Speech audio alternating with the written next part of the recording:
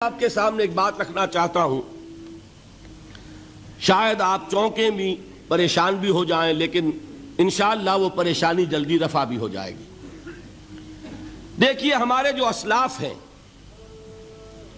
صحابہ کرام کے بعد ائمہ، یہ ہمارے اسلاف میں چوٹی میں ہیں۔ ان اسلاف میں، ان ائمہ میں دو بنیادی قسمیں ہیں، ایک محدثین اور ایک فقہاء۔ محدثین، ان کا کام کیا تھا؟ قرآن تو اللہ نے خود جمع کر دیا تھا، میں پہلے دن بیان کر چکا ہوں حضور کے سیرہ مبارک میں۔ حضور نے صحابہ کو اسی ترتیب سے قرآن پڑھا دیا اور سینکڑوں صحابہ نے یاد کر لیا۔ پھر جو کمی اگر رہ گئی تھی، کتابی شکل میں حضرت ابوبکر لے آئے۔ پھر اگر اس میں کوئی فرق پڑ رہا تھا پڑھنے کے انداز میں، تو ایک کتابت کے اوپر جمع کر دیا حضرت عثمان نے۔ بات ختم ہو گئی۔ خلافت راشدہ میں قرآن کا معاملہ تو محفوظیت کی آخری درجے کو پہنچ گیا۔ اب اصل مرحلہ کیا تھا؟ حضور کے اقوال مبارک کو جمع کرنا، ان کو بھی تو سمیٹنا ہے نا۔ صحابہ ہیں، منتشر ہو گئے ہیں، کوئی صحابی کوفے چلے گئے، کوئی صحابی دمشق چلے گئے، کوئی کہیں چلے گئے، کوئی کہیں چلے گئے۔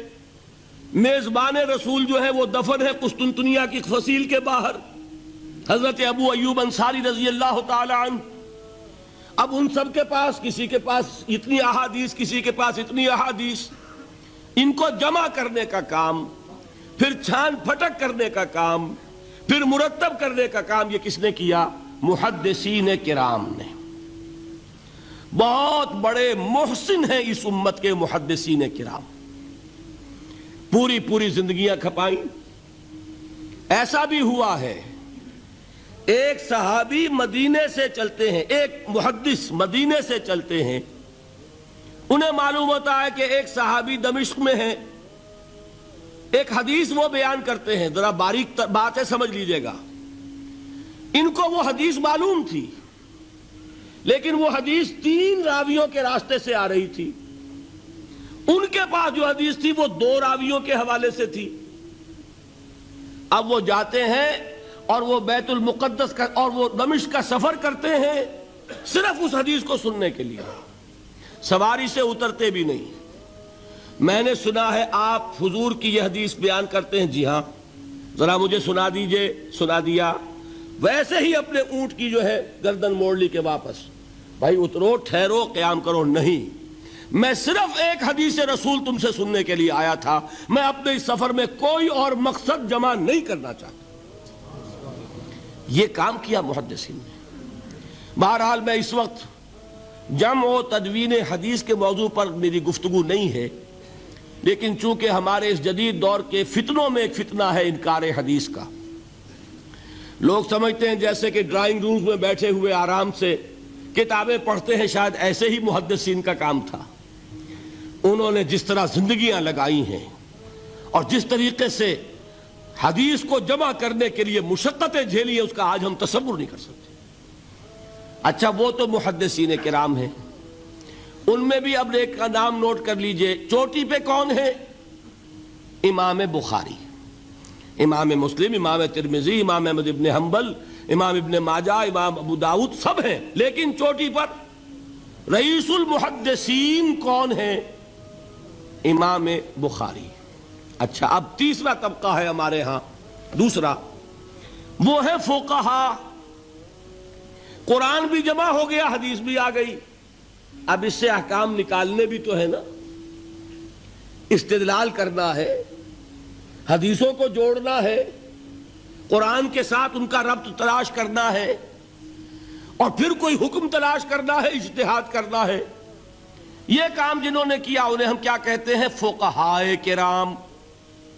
اور ان میں بہرحال جو لوگ یہاں جمع ہیں، مجھے یقین ہے کہ وہ اس بات کو تسلیم کرتے ہوں گے کہ ان میں چوٹی پر ہیں امام ابو حنیفہ رحمۃ اللہ علیہ، امام اعظم۔ ٹھیک ہے، کسی کی رائے ذرا مختلف بھی ہو سکتی ہے، کوئی شافعی مسلک کا ہے تو امام شافعی کو بہرحال وہ اونچا درجہ دے گا، مالکی مسلک کا ہے تو امام مالک سے اسے زیادہ نسبت ہے۔ لیکن واقعہ یہ ہے پوری دنیا نے تسلیم کیا ہے کہ قانون کا جتنا سینس امام ابو حنیفہ کو ہے، قانون ایک علیحدہ شے ہے، اخلاقیات علیحدہ چیز ہیں، ایک شے کا اخلاقی تقاضا کچھ اور ہے، قانونی تقاضا کچھ اور ہے۔ آپ کو کسی نے تھپڑ مارا، اخلاقی تقاضا کیا ہے؟ معاف کر دو بھائی، اور قانونی تقاضا کیا ہے؟ جوابی تھپڑ رسید کرو، اس لیے کہ اگر یہ نہیں کرو گے تو اس کی ہمت افزائی ہوگی، یہ کسی اور کو بھی تھپڑ مارے گا۔ قانون کا تقاضا یہ ہے، السن بالسن، دانت کا بدلہ دانت، والاذن بالاذن، کان کا بدلہ کان، قانون یہ ہے۔ اور اخلاق کا تقاضا کیا ہے؟ وَإِن تَعْفُوا وَتَصْفَحُوا وَتَغْفِرُوا، اگر تم بخش دو، معاف کر دیا کرو، لوگوں سے درگزر کیا کرو، فَإِنَّ اللَّهَ غَفُورٌ الرحیم، تو اللہ بھی تو غفور الرحیم ہے۔ تقاضے متضاد ہو گئے کہ نہیں؟ کسی معاملے کے اخلاقی پہلو کو پر نظر رکھنا یہ اور مزاج ہوگا، اور کسی معاملے کے قانونی پہلو کی گہرائی میں اترنا یہ اور مزاج ہے۔ میں اپنا احساس عرض کر رہا ہوں، اور دنیا میں جو بات مانی گئی ہے کہ جس کا نام لیگل سینس ہے، قانون کا ایک فہم، اس میں دنیا کا کوئی شخص مقابلہ نہیں کر سکتا امام ابو حنیفہ کا۔ آپ صحابہ کو ان سے مستثنیٰ کر دیجئے، ظاہر بات ہے انبیاء اور رسولوں کا معاملہ نہیں ہے، تو باقی انسانی نوع انسانی کے اندر امام ابو حنیفہ کا پلے کا کوئی شخص، ان کے برابر کا کوئی شخص قانون کا فہم رکھنے والا آج تک پیدا نہیں۔ تو سید الفقہاء کون ہوئے؟ امام ابو حنیفہ۔ اور رئیس المحدثین کون ہے؟ امام بخاری۔ یہ ساری جو میں نے اس وقت آپ کو تمہید بیان کی، وہ اس مسئلے کے لیے پریشان کن مسئلہ یہ ہے کہ امام ابو حنیفہ کی طرف یہ بات منسوب ہے کہ وہ یہ فرماتے ہیں الایمان قول، ایمان نام ہے صرف قول کا، عمل اس میں زیر بحث نہیں آتا۔ ولا یزید ولا ینقص، وہ ایمان نہ گھٹتا ہے نہ بڑھتا ہے۔ ایک سٹیٹمنٹ سمجھ میں آ گیا نا؟ اب دوسرا سٹیٹمنٹ سنیے، وہ ہے امام بخاری کا، رئیس المحدثین کا، الایمان قول وعمل، ایمان نام ہے قول اور عمل کے مجموعے کا، قول اور عمل دونوں چیزیں ایمان میں شامل ہیں۔ وَيَزِيدُ وَيَنْقُصُ، وہ گھٹتا بھی ہے بڑھتا بھی ہے۔ ایک مسلمان کو پریشان ہو جانا چاہیے کہ نہیں؟ ایمان جیسی بنیادی بات، سارا قصر تو یہیں سے تعمیر ہونا ہے، جڑ بنیاد ایمان ہے۔ ایمان کے بارے میں کوئی 14ویں صدی کے 15ویں صدی ہجری کے کوئی علماء ہوں، بڑے سے بڑے ہوں، ان کا اختلاف ہو جائے تو تشویش نہیں ہوگی۔ یہ کن کے درمیان اختلاف ہو رہا ہے؟ رئیس المحدثین امام بخاری اور سید الفقہاء امام ابو حنیفہ۔ اور کتنا بنیادی اختلاف، بظاہر متضاد باتیں، بظاہر کہہ رہا ہوں میں نے کہا تھا مجھے پہلے آپ کو پریشان کرنا ہے، پھر تاکہ آپ کی سمجھ میں بات آئے یہ پریشانی رفع کیسے ہوتی ہے، اسی سے علم میں اضافہ ہوتا ہے۔ بات جو ہے وہ گہرائی کے ساتھ سمجھ میں آتی ہے کہ مسئلہ پہلے سامنے ہو۔ مسئلے کی اہمیت سامنے نہیں ہوگی تو آپ توجہ اتنی نہیں کریں گے۔ تو دیکھیے تضاد کتنا ہے، بعد المشرقین جسے کہتے ہیں ہم اپنے محاورے میں، کہ ایک مشرق کی بات ہے تو دوسری مغرب کی ہے۔ الایمان قول، نہیں، الایمان قول وعمل، تضاد ہے نا۔ لا یزید ولا ینقص، نہیں، یزید وینقص۔ تو یہ تو معلوم ہوتا ہے کہ بہت زبردست اختلاف ہے جو حل نہیں ہو سکے گا۔ اللہ تعالیٰ کا شکر ادا کرتا ہوں، اس نے اس کا حل سمجھایا۔ اور کیسا سمجھایا؟ میں پورے انشراح صدر کے ساتھ کہہ رہا ہوں، اس میں کوئی تصنع نہیں، کوئی تکلف نہیں۔ میرے نزدیک دونوں باتیں 100% درست ہیں۔ یہ نہیں کہ 50% یہ درست 50% وہ درست، نہیں، یہ بھی 100% درست، یہ بھی 100% درست۔ فرق کیا ہے؟ محل مختلف ہے۔ امام ابو حنیفہ قانونی ایمان کی بات کر رہے ہیں اور امام بخاری حقیقی ایمان کی بات کر رہے ہیں۔ قانونی ایمان کے اعتبار سے 100% درست ہے یہ بات کہ وہ صرف قول ہے، عمل نہیں، زیر بحث آئے گا۔ ایک شخص نماز نہیں پڑھتا کافر نہیں ہے، نماز کا منکر ہو جائے کافر، زکوٰۃ نہیں دیتا فاسق ہے، فاجر ہے، کافر نہیں ہے، زکوٰۃ کہہ دے کہ ہے ہی نہیں دین میں، کافر۔ فرشتہ کس نے دیکھا، کیا پتا کیسا ہوتا ہے؟ حضور نے بھی اصل فرشتہ اپنی اصل ملکی شکل میں صرف 2 دفعہ دیکھا ہے، ورنہ تو انسانی شکل میں آتا تھا یا نظر ہی نہیں آتا تھا۔ 2 باتیں تھیں، وہی ہو جاتی تھی، نظر کوئی نہیں آتا تھا، یا انسانی شکل میں نظر آیا۔ اصل ملکی شکل میں حضرت جبرائیل کو 2 مرتبہ دیکھا۔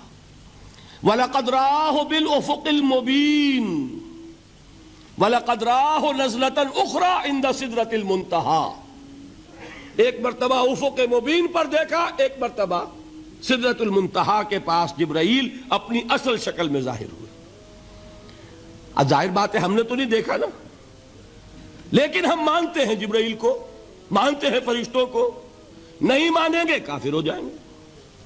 تو معلوم ہوا کہ قانونی ایمان جس پر دار و مدار ہے کفر اور اسلام کا، اس کا کل دار و مدار صرف قول پر ہے، ماننے پر ہے،